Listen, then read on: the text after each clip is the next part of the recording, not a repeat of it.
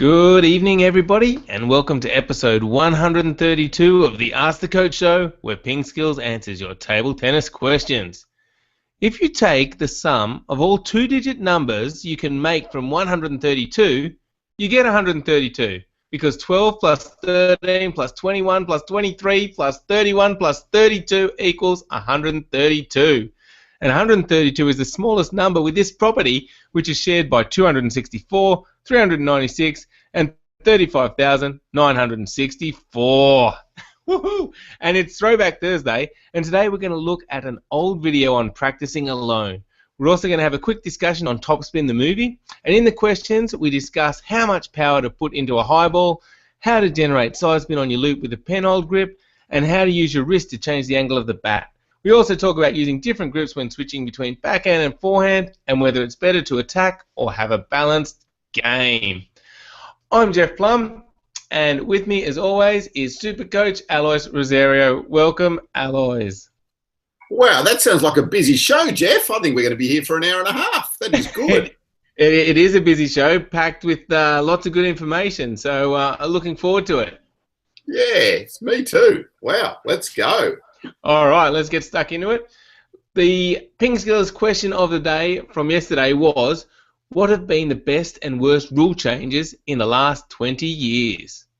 Yes, well, quite a bit of discussion. Dieter on the blog on PingSkills.com said that he thinks that all the rule changes have been positive, but the problem really lies with players who want to cheat and hide their serves, use speed glue on their bats.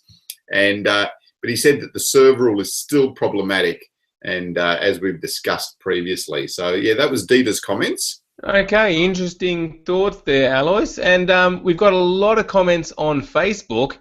And with the scoring rule change, I had the feeling in the past that I was outnumbered, but I found some friends on Facebook. Lots of people are saying up to 11 is a terrible rule, especially if you're not warmed up. Some others says, yeah, playing to 11 instead of 21 is the worst. I can understand from a spectator's point of view, but as a player, two non-returnable edges or nets in a game, and someone can get over the line.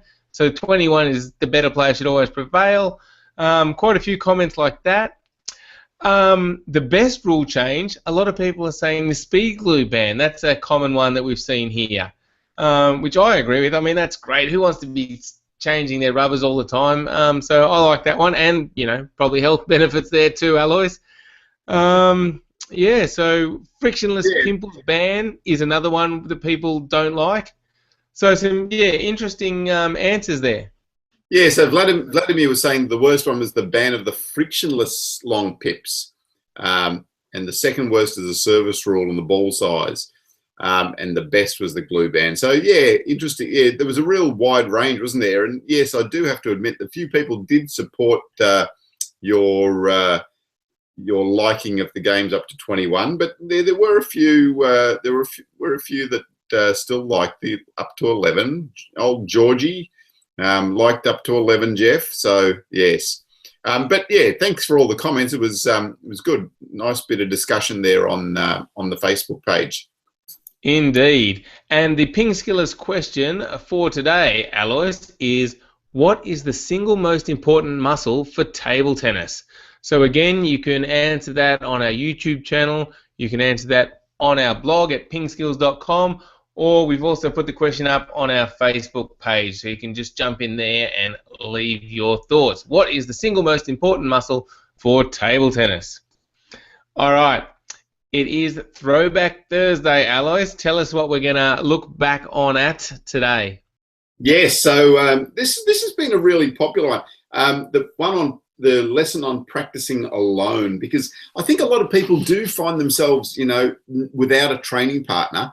And so in our lesson on practicing alone, we give you just some ideas, some ways that you can improve your skills when you don't have a training partner. So yeah, and have a good look through it, because we go through, just hitting on different types of tables, hitting up against the wall, shadow swings, those sort of things. So yeah, plenty of ideas there, and I'm sure other people might have some more ideas that they can share with us about practicing alone. But yeah, we find that table tennis players, I mean, because it's an interactive sport, you sort of need someone else to practice with. And a lot of people, though, find themselves without a practice partner. And then it's a matter of trying to find some ideas as to what you can do to improve those skills in that time. Yeah, interesting. And I think the video is probably more aimed at those just starting out than those that are really advanced, would you say? Yeah, definitely. So it's more about just those basic coordination skills and things. Something we didn't really talk a lot about in the video is robots, as we discussed yesterday. So yeah, I mean, they're getting more and more popular, aren't they? Yeah, certainly are. So robots is a good way to practice, and I don't think we did talk a lot about shadow swings in there, Alice. And I think maybe that's shadow practice is a video we probably should make soon, because I think that can be a useful way of practicing alone. Yes, it's a good way of just grooving the strokes when you don't have to worry about the ball or where the ball's going as well. So yes, I think we need to get onto that one, Jeffrey. Indeed, indeed. All right, now I'm just going to talk a little bit, Alois, about Top Spin the movie. Now, I don't think you'd heard of this, but recently, or it's actually probably a few years old now, some movie producers decided to make a documentary on three American teenagers. So it was on Michael Landers, who was the 2009 US Open winner, the youngest ever. He was aged 15 at the time. It was on Ariel Hing and Lily Zhang. So it just, concentrated on their journey to try and make the 2012 Olympics. And it was funded through Kickstarter. And Kickstarter is a platform where you can raise funding. It's like crowdsourcing funding. So you can put in, so I think I put in $25 or $50 or something. And today I got a signed ping pong ball by Michael Landers. That was one of the things you get for donating the money to the cause. I'm also going to get a copy of the movie, which I'm looking forward to, but they're still doing releases and stuff, so it hasn't come out yet, so they don't want to ship it out just yet, but soon I'll get it. So I'll put a link in the show notes where you can find out more about the movie. I think it's www.topspinthemovie.com. So yeah, they did actually, I think, at one stage show me a digital online version of the movie where I could watch it, but I never had time, so I didn't end up watching it. But I'm really looking forward to seeing it. So we'd like to know, has anyone else heard of the movie? And I know they've done some screenings around the place, and let us know if you know anything about Top Spin the movie. That sounds interesting and good concept too, Jeff. Yeah, getting it out there. Yeah, absolutely. And yeah, it should be really good for table tennis, especially in the USA, following those young teenagers as they progressed. Yeah, all right. Let's get on to the questions. Have you got your answering mind ready, Alois? Absolutely. Look at me. Here it is. Yes. All right, looking sharp. Okay. First one is from Ilya, who has asked using our Google Plus page. And you can get to our Google Plus page, Alois, by visiting our website. If you go to pingskills.com and scroll down to the bottom, you'll see a little Google Plus logo. Click on that. That'll take you to the page. And there you can click on the Q&A button to ask us a question live on the show. And Ilya says, if I serve short and my opponent pops up the ball, should I go for a forehand kill applying 110% of my power, or should I restrict my speed? What is better for my long-term development? I think it depends on the rally. So you need to be able to hit the ball fast sometimes. So sometimes you need to put in 100% and be able to put that ball away. But sometimes you also need to decide that if you can't put that one away, then what do you do with it? Do you play it 80%, position the ball? So it depends on, one, whether you're in good position yourself, and two, where your opponent is. So if your opponent is right there or right back and ready to make the lob, then perhaps playing it, at 70% or 80%, but playing the angle better or just positioning the ball better might be the go. But if your opponent is, a little bit closer to the table, you're in good position, then you can just really go for it and finish the rally. So so it's about being able to do both of those things, and also being able to make the decision as to when to do both of those things. So yeah, so there's a place for both playing at 100%, not necessarily 110%, and playing the ball at 60, 70% as well. Yeah, my first thought when I saw this question, Alice, was you don't want to overexert because you might tighten up. Like if you're saying 110%, you're really trying to, smash it really hard and you might just tense up. And as we talked about in previous shows, it's better if you kind of stay nice and relaxed and then you can hit the ball in a nice relaxed way, and you actually probably will get more power because your arm and your body will be working nicely together and come through really quickly. So I guess, when the ball pops up, stay nice and relaxed, play your nice stroke, and you'll be able to hit the ball pretty hard. Yeah, that's a really good point, Jeff. Yes, I didn't read it that way, but I like your thinking on that. Yeah, so 110% probably does tend to get the feeling of you're really going to try hard and tighten up. So yeah, relaxation is really important as well. Okay, now this next question is from a really smart person, I can tell because his name is Jeffrey. And Jeffrey says, really? How do you do the side sweeping forehand stroke to generate top and side spin so the ball is going inside out with the pen hold grip? Yes. So I'll do it left-handed, but yeah. So what you're trying to do is you're going to try and get the bat angle up that way, and then come around the ball, around the inside of the ball there. So it is possible with the pen hold grip, and just so you almost start like a normal forehand topspin, but then the last minute you're coming across and inside the ball to generate that ball swinging out. So if I was doing it right-handed, now this is getting really tricky. So playing pen hold, and you're coming around that way. So you're brushing across the ball, and that will get the ball spinning sideways and also have a little bit of top spin. So yeah, it's all about the angle of your racket. So we show it to you in the lesson on the side spin, top spin. We're using shake hand in that situation, but you can adapt it very easily to play it with the pen hold grip. So we show it to you with a shake hand grip and how to do it. Then basically you're just doing the same thing, but with the pen hold grip, doing it the same way. Yeah. I guess the shake hand seems just a little bit easier because you can put your wrist back and get the side spin that way, whereas the pen hold, it's a little bit harder to get that same angle. I mean, I guess the principles are the same, but it seems just a little bit harder for that fading forehand with the pen hold. I actually think it's a little bit easier because the bat's already up on that angle, whereas with the shake hand grip, you need to turn your wrist further back to get that angle. So that's the shake hand grip, whereas with the pen hold grip, the bat's already up in that angle, and I think it's easier. It might be even a little bit easier to do the fade or the side spin fade. So yeah, give it a go. Give it a go. Excellent. Good question, Jeffrey. All right. Of course it was a good question because it was Jeffrey. That's right. Next up is a question, another good question, even though his name's not Jeffrey. This one's from Michael. He says, "Hi, Coach. I need to know, do I adjust the bat angle with the wrist or through the finger pressure with my thumb and index finger?"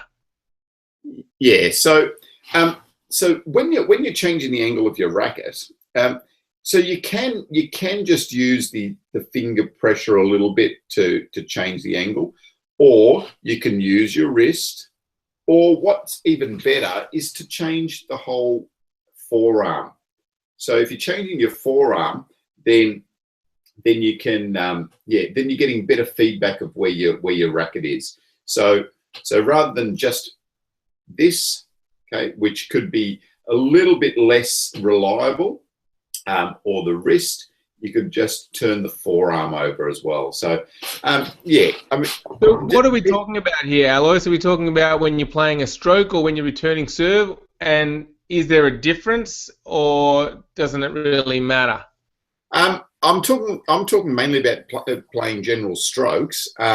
So if you're talking about the return of serve, then you could use just the fingers, the finger pressure to change the angle a little bit as well. But this similar principles still apply, you know. So you can still change the wrist, or you can change the forearm to change the angle of your racket. Okay, so what I'm getting from this, if you're just sort of starting out and experimenting with this, probably best to try and change the forearm, because you might get a bit better feedback. But there's nothing really wrong with using the fingers and the wrist if you feel it's appropriate. Yeah. But as long as you've got enough touch to be able to do that, because when you're just moving your fingers and your wrist, it's a little bit less certain as to what angle you're going to end up with your racket, because you haven't got control. Whereas with your whole forearm, then you've got a bit better control over the actual angle of your racket. So got it. Yeah. And I imagine with the stroke, you don't want to be just fiddling with the angle too much. It's just going to be too inconsistent. That's right. Okay, good one. All right, hopefully that helps you out, Michael. And yeah, just try and keep that a bit more consistent using the forearm. All right, Samira says, when I switch from forehand to backhand, the forehand is correct, but I tend to keep the angle of the bat slightly open on the backhand rather than keeping it in a neutral or closed position. This leads to hitting the ball off the table. So do you have any advice for Samira? Yes, Samira. So a lot of switching drills are really important here. So Samira, in the extended question on the Ask the Coach page, talks about, you know, when Samira's playing the backhand, then it's pretty simple. You can play backhand after backhand, but it's more when the change comes from the forehand to the backhand, and then being able to adjust the angle to exactly the right position. So this is something we find a lot with players, you know, and players say, well, my backhand's really good, but in a game, it just doesn't work properly. That's often a factor. So it's not about only learning a backhand after another backhand, but it's learning a backhand after you play a forehand, or learning a backhand after you play a push. So it's just those combinations, and getting those combinations in your brain, and getting your brain to remember those different combinations, and then to transition from different places to the backhand, or transition from different places to play your forehand. So yeah, it's an interesting concept to think about, and it's an interesting concept to think about when you're starting to think about what you're going to practice. You know, so don't only think about practicing your stroke to get it better. Think about practicing the transition to the stroke, and then make the stroke better as well. Yeah, great point there, Alois. And for our premium members, we've got the Training Secrets course, which shows you a lot of different drills and then talks about why they're helpful for you. So the switching drills will talk about things like you've discussed there, Alois. So if you're looking to improve your table tennis, check out the premium membership. PingSkills.com is the place to go, and yeah, take a look at the Training Secrets course. It's really insightful. Another quick plug, Alois, you said here that Michael, you know, had Samira had the extended question there. If you want to ask a question, you can go to our website, pingskills.com, sign up for a free account, and you'll get our weekly newsletter. You'll be able to ask Alois any questions you like, and you'll be able to comment on our blog and answer the PingSkills question of the day. So if you haven't done that yet, head over to pingskills.com and sign up for your free account. All right, Alois, next up is a question from Mindrover, who says, is it always better to attack, or is it better to have a balanced game? Like Wang Li Qin, who used to attack all the time, and then we have Zhang Jike, who has a balanced type of play who attacks when the opportunity arises, but both are multiple world champions. Yeah, so Mindrover actually asked this question on the show yesterday, and we just missed it. But the thing is that table tennis can be played in a lot of different ways. So we've got different styles, and I think we talked about that yesterday. So players play differently, so you don't have to play one particular way to be successful in table tennis. So Wang Li Qin, as you said, all-out attacker. Zhang Jike, a little bit more balanced with the backhand. Zhu Xin, crazy man running around playing forehands with a 10-hole grip.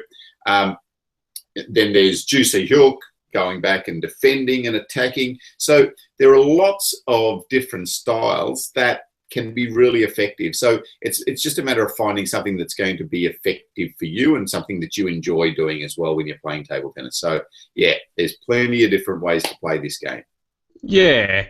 And I think, like you said, Alice, it's important not to get too caught up in the labels. Like, just to label yourself an all-out attacker sounds like you only ever attack. But Wang Li Qin had an amazing block, he's still just sensational at that part of the game as well. So you don't want to just label yourself one thing, because I think you need to work on all aspects of your game, and one of them might be your favorite, and then that'll tend to be what you call yourself, but you still need to work on all parts of your game.